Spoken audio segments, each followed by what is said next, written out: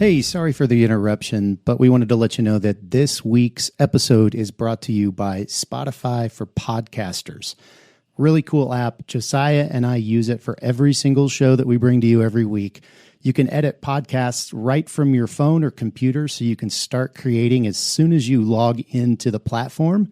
You can easily distribute your podcasts to Spotify and everywhere else the podcasts are heard, just like we do every single week. You can also create video podcasts on Spotify, which is really cool. And of course, you can earn money like I'm doing right now by including ads and even podcast subscriptions. And best of all, it's totally free. There's no catch. We really love it. We use it every single week. So we encourage you to go download the Spotify for Podcasters app or go to www.spotify.com/podcasters to get started. All right, let's get back to the show. Welcome back to the Print on Demand cast. This week, we're talking about marketing your Etsy store. So let's get into it.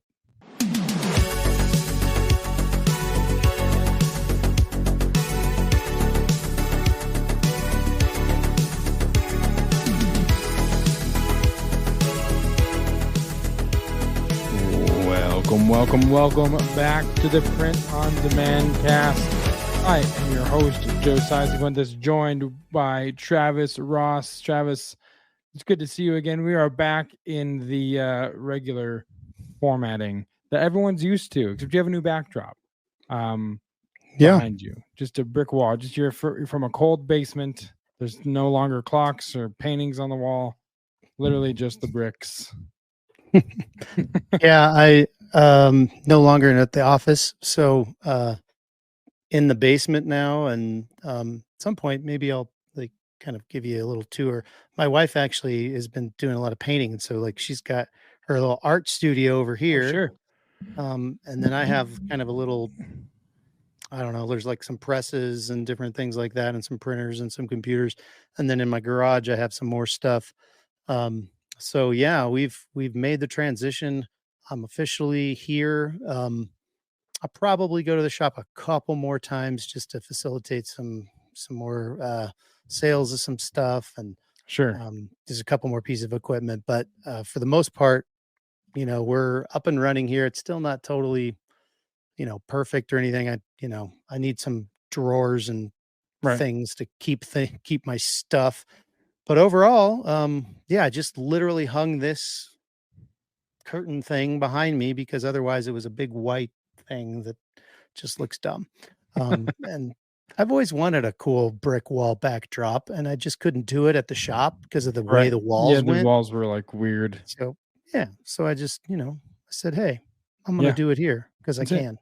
I'm also sporting the old school Print on Demand cast patch hat there. These are not sold in stores. So, no, that's the old vintage logo. Depending on how long you've been a part of the show or been following the show, you know that our first iteration of the logo was it looked just like what's on Travis's hat, but it was like a blue and black and red ink splotch kind of around the letters, and it was it was passable for the fact. Look, we didn't know what was going to happen with this. Okay, but once we figured out that there's at least 4 people that listen consistently, we thought overhaul the whole thing and like do a makeover and go retro, because Travis and I are both fans of nostalgia and retro. So yeah, it's good, man. Good to be back in normal format. How was your weekend? Today is Tuesday. Yes, it is Tuesday, right? Is today Tuesday? Yep. Someone tell me. Yep. Okay, awesome. How was your weekend? How was the drive to California?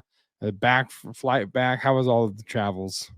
Yeah, I was back on Tuesday night last week from California. But it was just nuts. Every day was crazy last week. And my band played on Friday night at this really cool beer fest out in Windsor. Had a blast out there, and had a bunch of local stuff that, because I was transitioning from the shop to home, it was really hard to like do the actual production. And so I had a lot of production that kind of had built up, locally, and there were some deadlines. So had to spend a lot of time Thursday night, and then Friday. It was just a crazy weekend. Sure. And then, yeah, I mean, it is what it is. I mean, I had to kind of meet the deadlines and then also move the stuff. So, Right. yeah, it's been a lot of work, and I'm kind of excited that it's starting to slow down a little bit. And maybe I can find my new normal sometime soon. We'll see. We'll see. Yeah. Well, that's awesome. It's good to know that you're there in the house in the basement, and at least your commute's cut down by a lot for a little bit anyway. Right. Yeah, that's awesome. So, yeah, let's get into the show then. We've got a lot here on the plate. Depending on how quickly we move through this, how much we do or do not talk, but let's be real, we're probably going to talk. So who knows? This could be a two-part episode, depending on how things go here. But anyway, we are going to get right into it with this week's point of interest. Well, howdy, partner. Welcome to the point of interest part of the POD cast. So grab your hat and hold on tight, because we got some learning to do.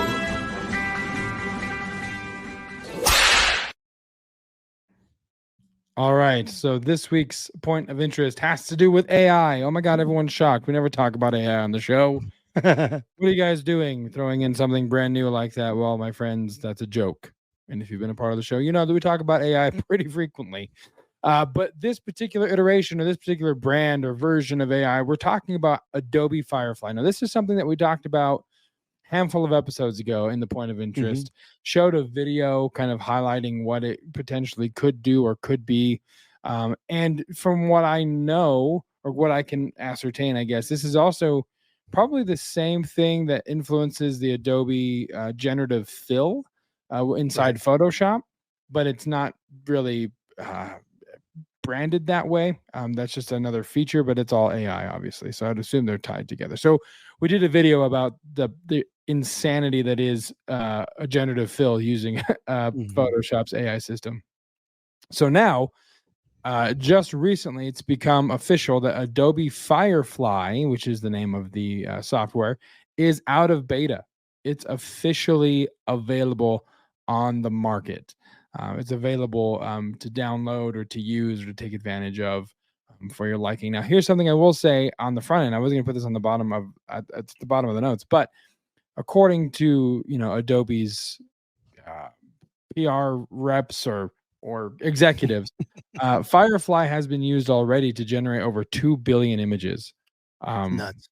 Using that software, which is just absolutely crazy. So if you haven't kind of garnered or understood or ascertained by now, Firefly is Adobe's AI image generator.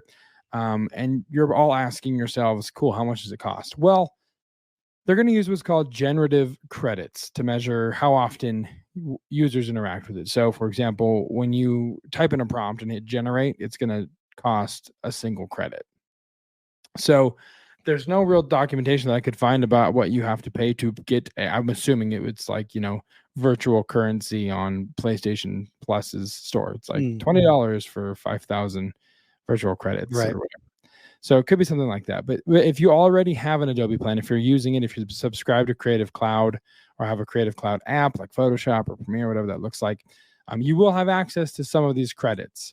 And it's varying, I guess, depending on what you have. So if you have a single app like a Photoshop or Premiere Pro or After Effects, you'll get 500 of these credits, these generative credits to use. If you got all cloud apps, it's 1,000.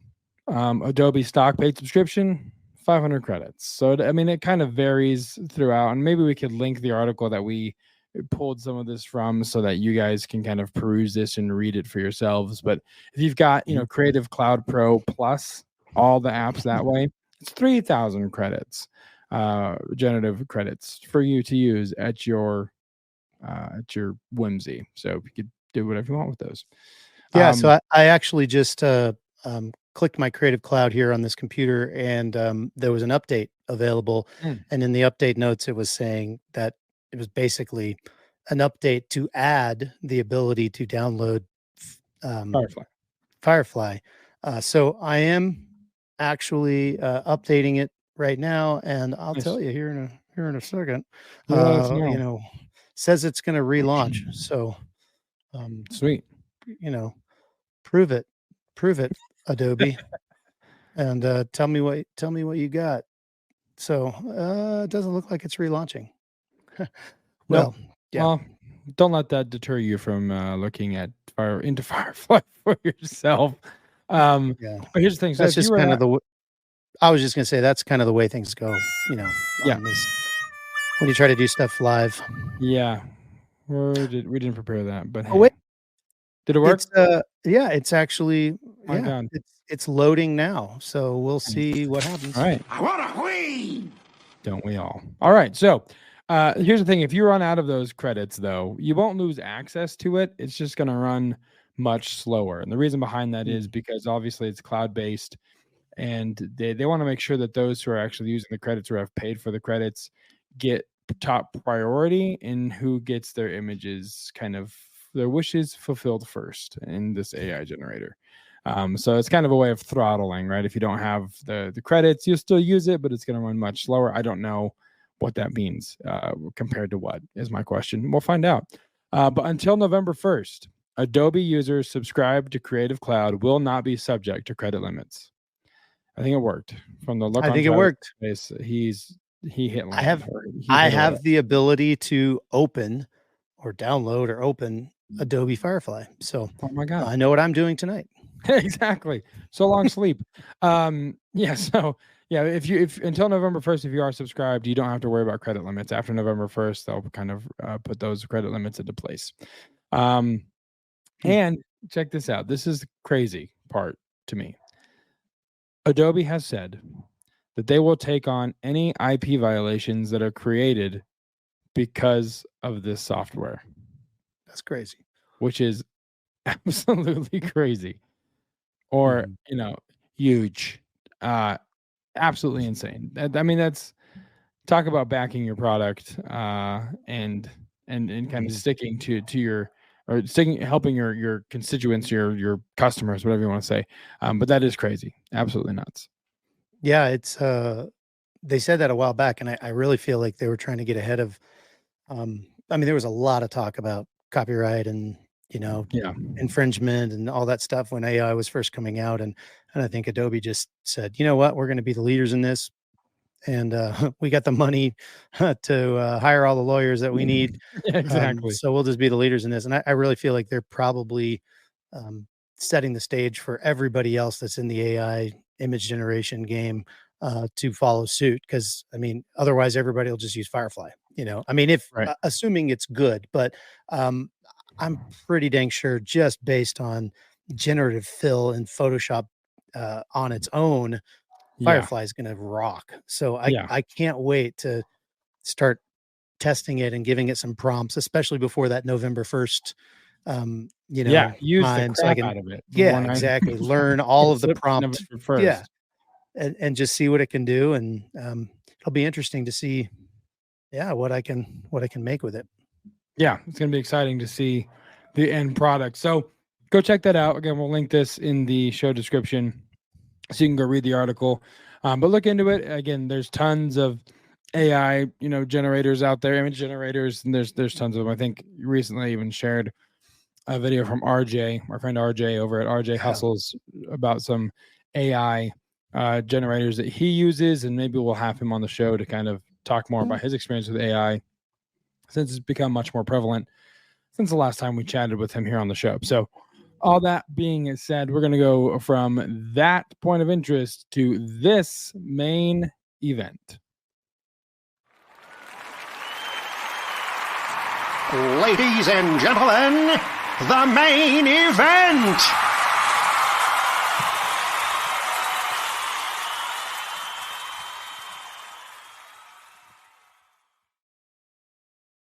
All right. So, Travis, this week, main event, marketing your Etsy store.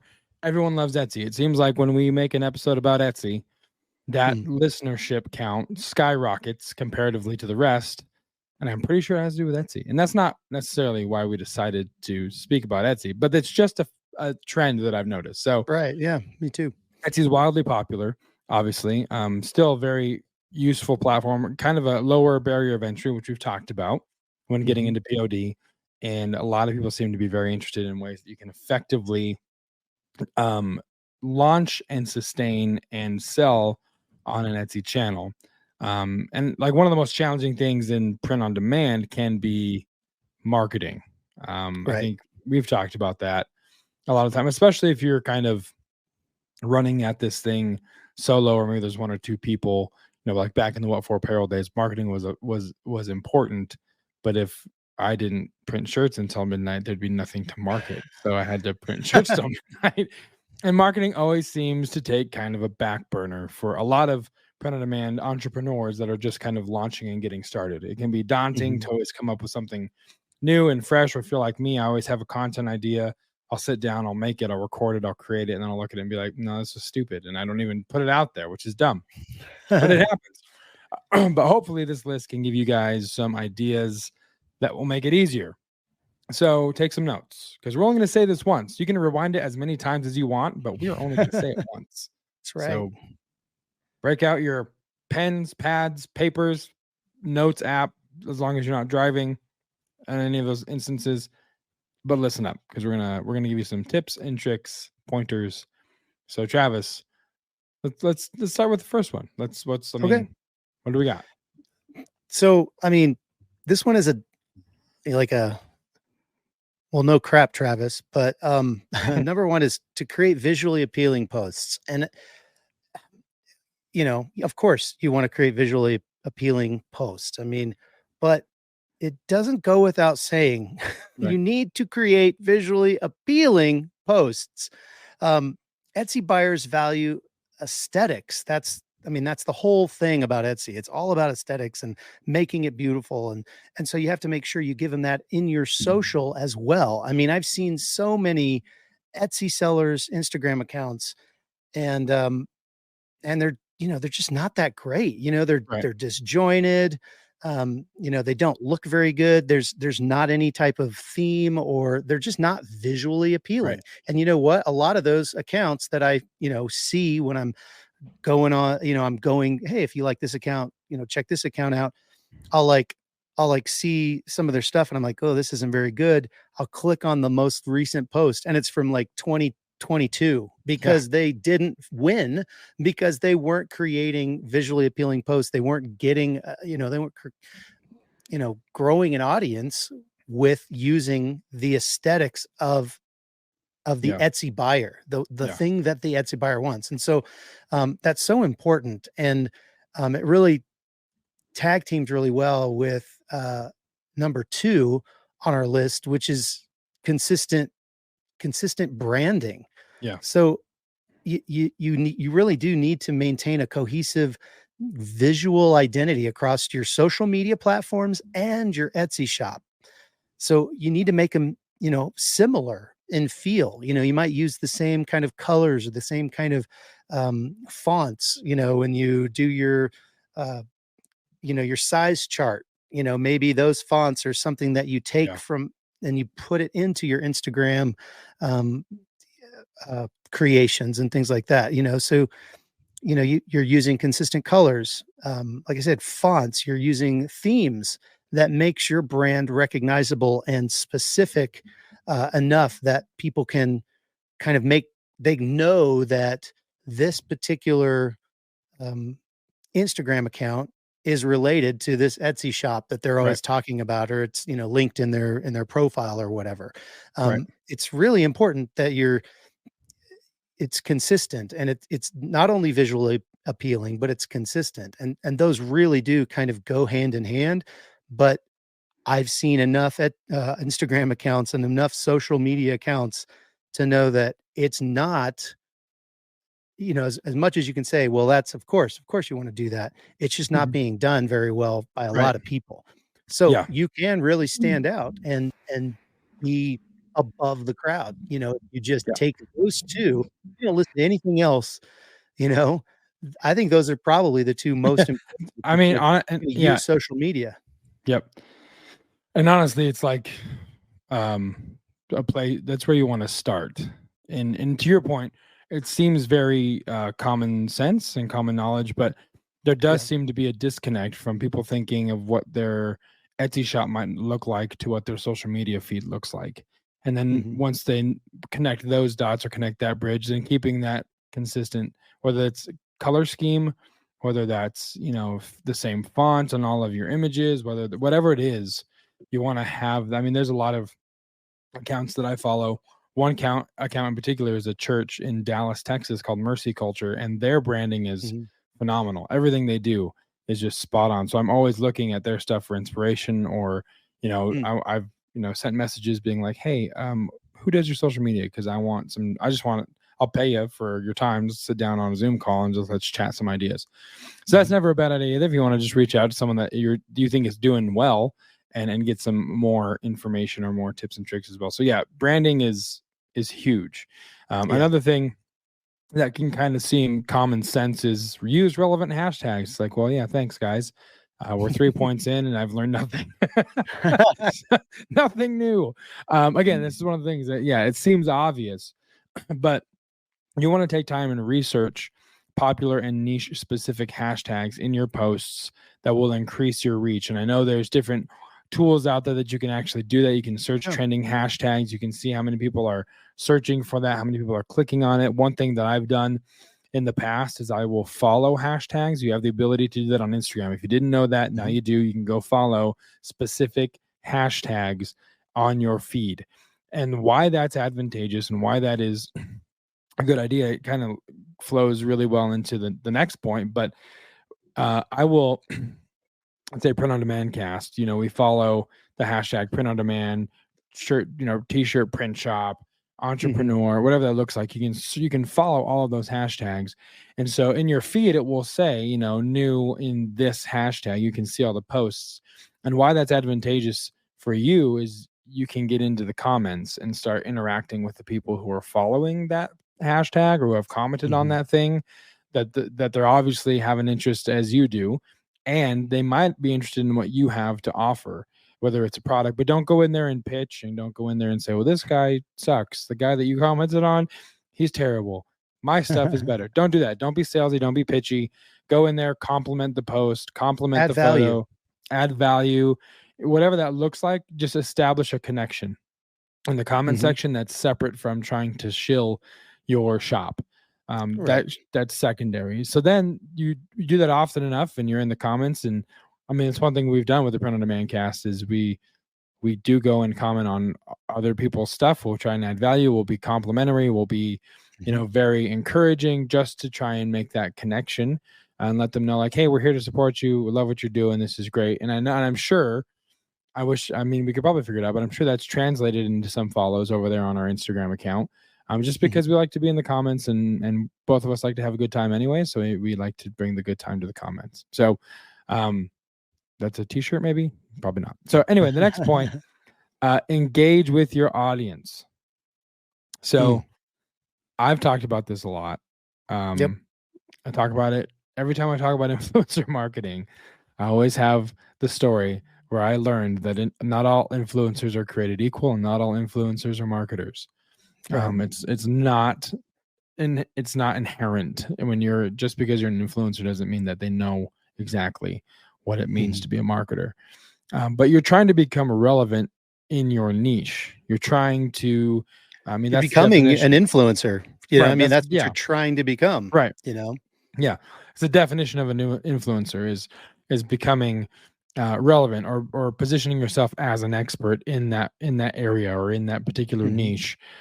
So respond promptly to comments and messages and mentions. I mean, Facebook, I don't know if Instagram does this yet. I haven't noticed, but Facebook, when you go on a business page and you go to message that person, it tells you responds promptly, usually responds in 3 or 4 days. So, I mean, it's obviously customers are looking at that metric. And so promptly respond to all of those things, mentions, messages, comments, even if it's a thank you or emojis or whatever it is, or heart. I would say don't just heart the comment, but react. Throw an emoji out there. You type emojis all day to your friends. Do it at this point. to make a potential customer and friend for life on social media.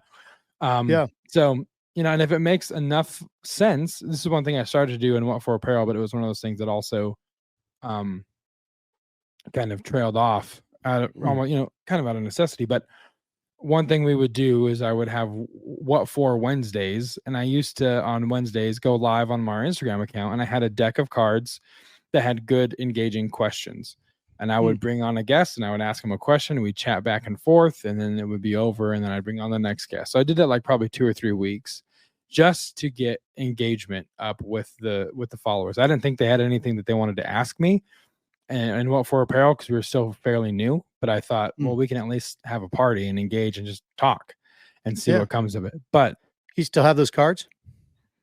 Maybe somewhere. I need to look. I don't know what happened to them. I don't know why you haven't done that for print on demand, Kaz. I don't know, because I don't know what the cards are. But yeah, I mean that'd be fun to do on our Instagram channel too. Just hop on and ask questions, or have them ask us questions, or just talk about something not related to the industry and just have fun. But if it's appropriate, if you have enough followers, I mean, I would say, I don't know, Travis, what's that threshold? What's enough followers to constitute? Because I mean, if you have 15, it's going to be a lonely live, So you just got to gauge that. I mean, I think, not all influencers are created equal, but not all follower counts are created equal either. Right. So, you might have 500 followers and they're like just really passionate and excited about your niche and they really look up to you. Or you could have 5,000 and half of them are bots, or just or just people that like found you randomly and they, they follow thousands of people, and so you're just one drop in a bucket of followers that they follow, or people that they follow. So I mean, it really depends. It kind of goes back to how you're already interacting. So I don't think there's a magic number. I just think it's, if you have a group of people, if you have an audience that's actually that you're engaging with and that's actually responding to you, I think that's quote unquote enough, to do something like, a Q&A session or a go live or something like that. Throw out a poll, and see what people are interested in specifically. That'll also help you come up with more social media content, by the way. Engage your audience in different ways. Run a contest, give away something that people like to get free stuff. So, ask a question, give something away randomly, and you'll get a lot of answers. Just encourage that engagement, because, honestly, that Instagram algorithm really likes engagement. And so they could theoretically put your stuff, higher on somebody's wall or reel, or I don't know, what do they call it? Feed, that one, because you're getting so much engagement. So because they're all about time on platform, and so if somebody's typing out a message to you, that means more time is spent on Instagram's platform. So it makes sense they'd put you higher in somebody's feed to get that engagement. So the more things you can do to engage with your audience, potentially the more exposure you're going to get. And, guys, more exposure equals more potential followers. And, I think that's the whole reason we're having the show, more followers doesn't necessarily translate to more sales, but I would say comparatively, more followers versus less followers, you're probably going to get more sales if you have more followers. I mean, that makes a lot of sense, right? I mean, more Thank you for adding that, because that was perfect. You're welcome. Yeah, for sure. And again, this whole like live Q&A contesting on TikTok, it's like part of your user or content creator metrics is how often you go live and who do you interact with. I mean, it's huge. You see, unfortunately, there's a lot of people that like to host debates, which I think is just the most asinine thing in the world, because it's just, I won't even get into it, but it's so stupid. However, it's genius in the fact that there are thousands of people watching this uninformed TikTok content creator debate another uninformed TikTok user, and they've got 35,000 people watching these two, just walk in circles around each other like the three blind mice. So it's great for viewership. It's just the content makes me want to eat a nice pick through the eye. So all that to say, it's very smart. It's very engaging. Another thing you can do is product. That's not even an actual word, but I said it. So true international effort to pressure. So product teasers and sneak peeks, another way to create engagement, create anticipation. You know how you will, the more anticipation you can garner really can be reflected by how much you engage your audience. If you've got an audience engaged and you have great engagement and they're following you, they love your story, they love you, they love everything, you can get people really excited to see a product that you're about to release. And create anticipation by sharing sneak peeks of upcoming products or the design process. I don't know. I don't think we have this as a point, but I would say also kind of behind the scenes content on what you're doing. I follow an account on TikTok called Elijah's Extreme Hot Sauce, and all that thing is him packing orders every day, upgrading people's orders, telling the story about the hot sauce. Look at his warehouse. I mean, it's a father and son business. It's incredible. And the content is simple, but I feel like I'm being allowed to see some cool stuff because I see the packaging. I see all the behind the scenes. That's also really huge. People love to be brought into the behind the scenes of the process. Yeah. I mean, all of these different ideas are hopefully giving you kind of a lot more options for when you're sitting down to kind of create some social media, content to promote your Etsy store, because there's so many of those Instagram or Twitter or or Facebook, TikTok, and all they're doing is just showing their stuff over and over and over again. And I'll tell you, who did we have on? I remember we had somebody on a while back, and they shared the point that no one likes to watch commercials all the time.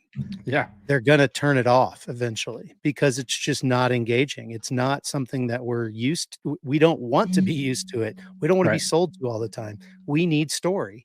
Yeah. And so some of these, all of these things are kind of hopefully giving you ideas to create story. And that's the next one I think is another idea that can really help your store. And we're specifically talking about user-generated content. And this is super, super cool. Basically, what this idea is, you encourage customers to share photos of themselves using your products. And then they tag your shop, they tag you, they tag your brand. You can even offer discount codes to those people that are sharing, pics of them using your products. I mean, that's a great way to get this user-generated content. And then after they post, you can even repost, and then you give credit to those customers on your social media accounts. So, I mean, there's so much repurposing happening here. The customer's getting your product, they're taking a picture and sharing it on their thing. So that's going out to all of their people, and then you're taking it and you're reposting it and you're sharing it on your thing, and it's going out to all those people. And then if you have your own shop, your own site, like a Shopify or something, you can also get permission to share those pics on that site as well as social proof. Hey, here's a bunch of people that are really enjoying our products, and social proof is huge. That is one of the best ways to create the trust that is required for someone to purchase something on your site. If they see other people enjoying it, using it, and it just, there's so many options you can do with user-generated content. So I highly recommend you create something, a post, hey, share this with, on your site, take a picture, blah, blah, blah. We'll give you a discount for 10%, 15%, 20%, whatever your margins can take. And you'll be amazed what can happen when you start using user-generated content in your social media strategy. Yeah, absolutely. And again, it lets them feel like they're a part of your story, or, that you know that they bought the product and you appreciate them, and they feel like they have buy-in or skin in the game or a part of the story, they're sold. I mean, it means a lot Yeah. to your customers, more than you would think. For sure, to be able. I mean, I had a TikTok influencer that I worked with who wanted content ideas, and I said, hold a contest, and then let that person or have a contest from this day to this day. Whoever buys a shirt, they send in a proof of purchase, and then whoever wins gets to decide your content for your next TikTok video, their favorite bit, their Nice. favorite skit, their favorite whatever. They get to decide what that looks like for you, and their idea gets to go to your million followers or whatever. So stuff Right. like you can be really creative with what you do with user generated content as well. So you can also showcase customer reviews, which again is kind of social proof based like user generated content. We share positive reviews and testimonials from your satisfied customers. It builds trust with potential customers, demonstrates the quality of your products, and you can ask those who've left you great feedback to share photos of themselves using your product on the review. Again, see previous point about generated user content. Totally. Yeah, I mean, these are basically, very similar, but yeah, anytime you can get, you can get testimonials or pictures or images of other people using your product. The social proof thing is very real.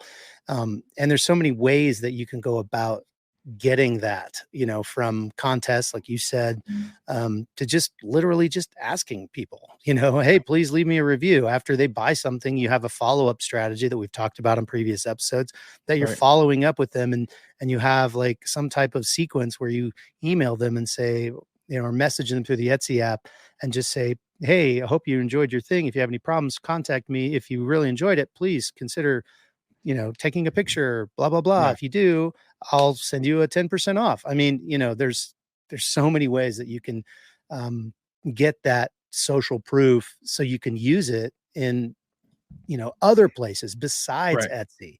And it looks pretty good on Etsy too, when you get a lot of nice reviews and a lot of them have pictures of, For sure. so it's a win-win-win. Isn't that what Michael Scott said? I want to win. All right, so you like Travis's point, you can promote sales and discounts as well. Again, easy social media tool here. You can use it doing your stories, your posts. You can promote sales. You can promote, limited run items that are available for a limited amount of time. You just post announcements to promote sales, discounts, offers exclusively to your social media followers. That's one way you can get them to like, hey, if you want this discount, I'm running a sale. If you want the discount code, it can only be found on my YouTube. And that's the only place you plug your discount or your sale for that, week, month, whatever, just to drive people to a certain place to get that kind of content or to get that special access, which is great. And remember, use a code so you can track the effectiveness of what you're doing. That's the great thing about discount codes is you can see proof on the back end of how many people used it, how many you gave out, how many people used it, how much money, you generated or how much they saved in total, whatever that looks like. But you want to track that metric because you want to make sure that what you're doing is working. And all that to say, that's, I guess, relative or subjective working. I mean, if 5 people came to your YouTube just to get the discount code, that's a win because now you have 5 subscribers, you have 5 more people looking at your content. So I guess the term working or winning is subjective, but for whatever metric you have set to determine what that looks like, you want to make sure that what you're doing is at least meeting that point. Right. Yeah, totally agree. The next one we've been talking about for the last couple of weeks, collaborations and influencer marketing. Now we've been talking about influencer marketing on the side of like, hey, let me produce your products, Mr. Influencer. Right. This is a spin on that. You're still, contacting these people, but you're actually hoping that they will use their influence for your brand. Correct. This is huge. And of all of the like potential marketing strategies that can really blow up a potential brand, I think influencer marketing, getting the right influencers in your niche to promote your products, even if you have to pay them a little bit, I think Yep. it can be so huge. You can get so many more followers if you've, done what we've said in the previous points, and you've got a really nice Instagram or whatever, and somebody comes, checks it out, they're likely going to follow you. Right. And then from then, that means that they're at the top of your sales funnel. And eventually, hopefully, as they see more and more of your content, they could eventually buy. They might not buy right away, but you have that person in your funnel now. And you wouldn't have had you not had that influencer wearing your shirt or drinking your coffee mug or, whatever that thing is. So if you're interested in more influencer marketing stuff, I would recommend listening to our past two shows, episode 158 and 159 and 160. Yep. Yeah. Because you can learn a lot from that from a different perspective, but I think a lot of it really does apply to this. You talked specifically on episode 159 about how to reach out to people and not, just being a human as opposed to a salesman. I think that's really important in this particular point. Right, exactly. And on episode 159, I mentioned, there's two types of different influencer marketing, and reference that the first kind is what we're talking about here, where you go and you ask someone in your niche to promote your product. And I, talked about how Madeline had done that with her Instagram store as well, which is great. And it is a content swap. I mean, technically, when we have people on the show that have, platforms or social media follower, whatever, and we ask them, hey, would you mind after we're done recording, we say, hey, if you wouldn't mind sharing it, that'd be great. If not, I get it. And usually people are like, oh yeah, I totally would be happy to share your content on my platform because I'm here, or vice versa. When we go on another show and they've shared on their platform, that's collaboration. That's, influencer marketing as well. It's helping each other. Drew from Kittle actually is a great example of that. Right. He came on our show a few weeks ago. I went on his YouTube Coffee with Kittle a few weeks. He just released it like a week ago.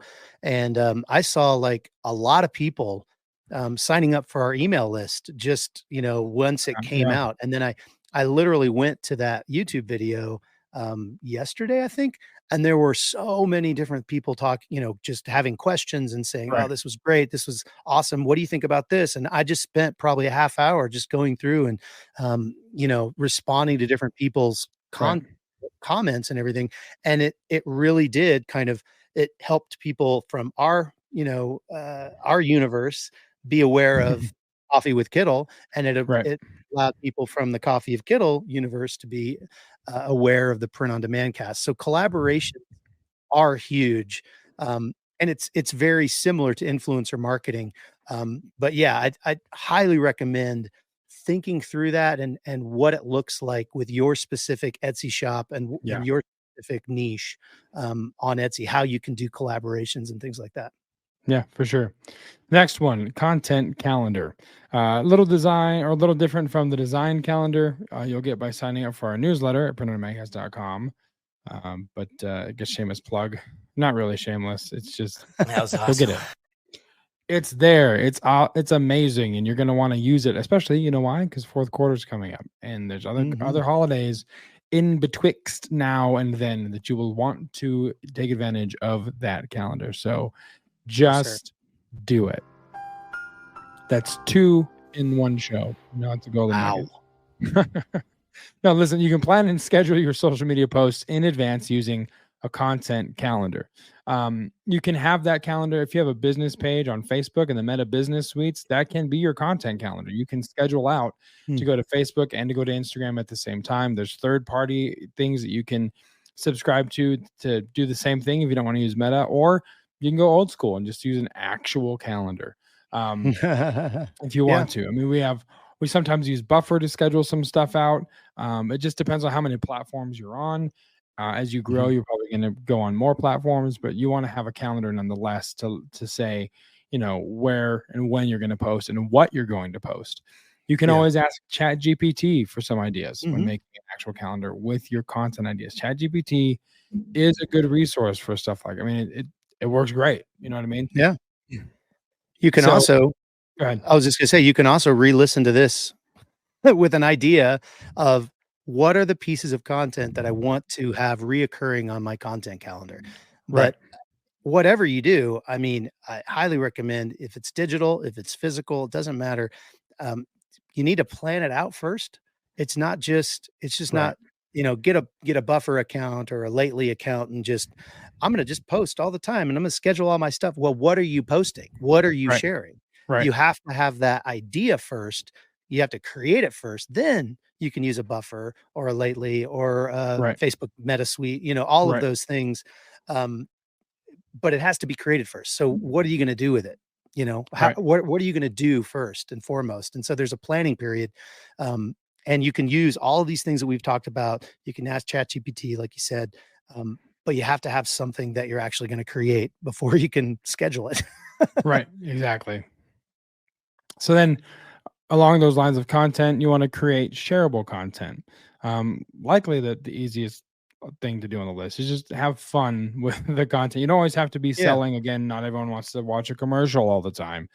Yeah. It can be shareable content like memes, infographics, inspirational quotes, anything that isn't necessarily dad jokes, something that's not necessarily in the niche or has to do with your industry or product, but that someone will share and then go look at the rest of your page because like that's actually pretty funny and let's go see what else these people have to offer. I mean, that happens to me all the time. Like that post is hilarious.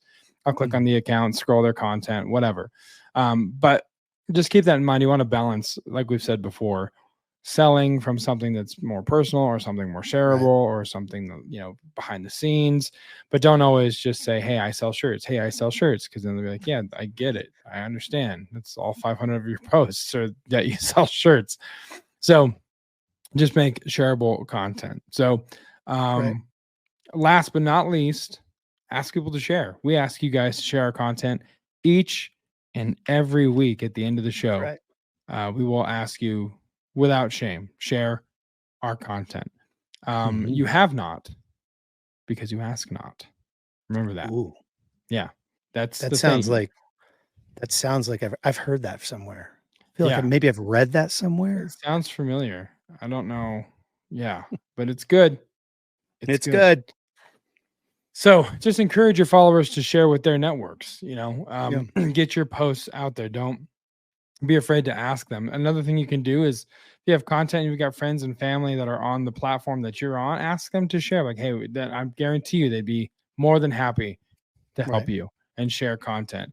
And just to get your brand, your name, your content out there more, people will share that. And all you have to do is just ask. If they say no, then you're in the same place you were before you asked. If they say yes, then someone's going to share your content. And who knows what can come of that. Yeah. Right on.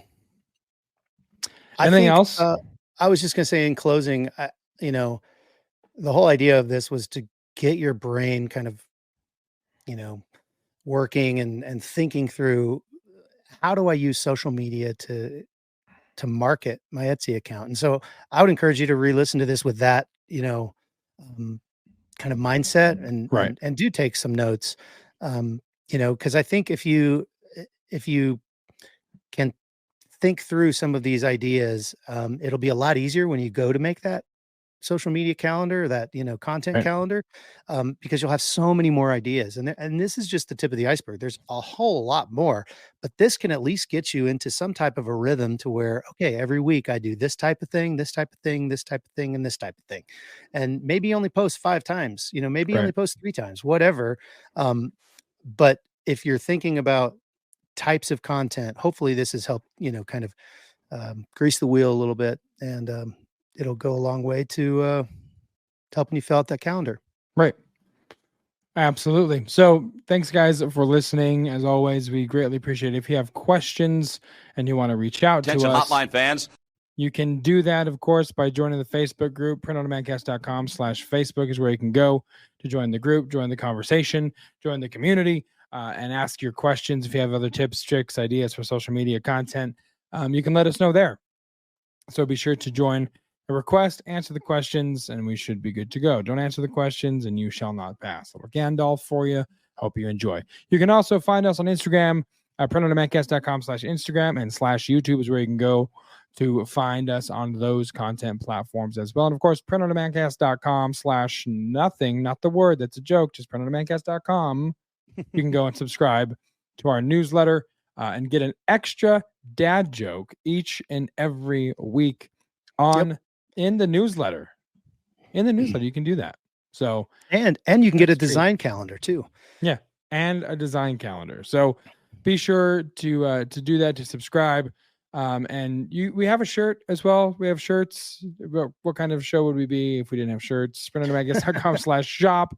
And listen, I bought a new shirt. Well, it was a sweater actually on Amazon recently. But unfortunately, so just kind of going to our return policy here. But I bought a new sweater. It wasn't a shirt on Amazon recently, but unfortunately, I had a lot of static, so I had to call the company and I had to return it. And they offered me to, send me one free of charge.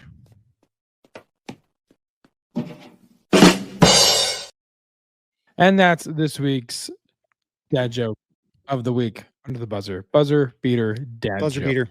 Nice. But don't return our shirts because we won't take them. So they come static free. So that's true. Not free of charge, but static free. Yeah, exactly. Don't worry about it having so much static. You'll get shocked. You're gonna be fine.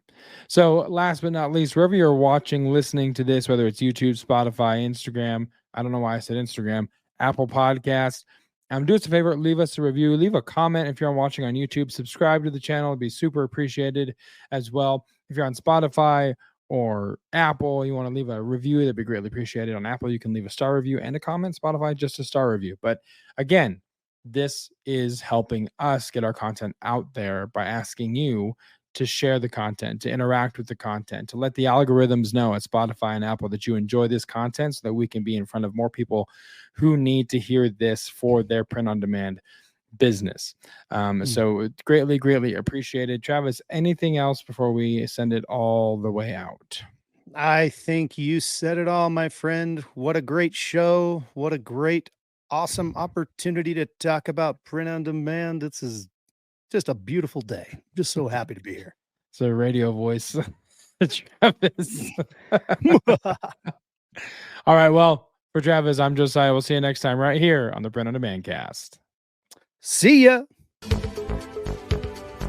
Hey, babe. Thanks for listening to this week's episode of the Print on Demand Cast. We hope you enjoyed the Totally Tubular Show. If you've got a question or a suggestion for the show, send Travis and Josiah an email at info@printondemandcast.com. Want to be wicked nice? Take a minute to rate and review the show on iTunes or wherever you get your podcasts. And don't forget to subscribe now so you don't miss next week's episode. See you next time, for sure.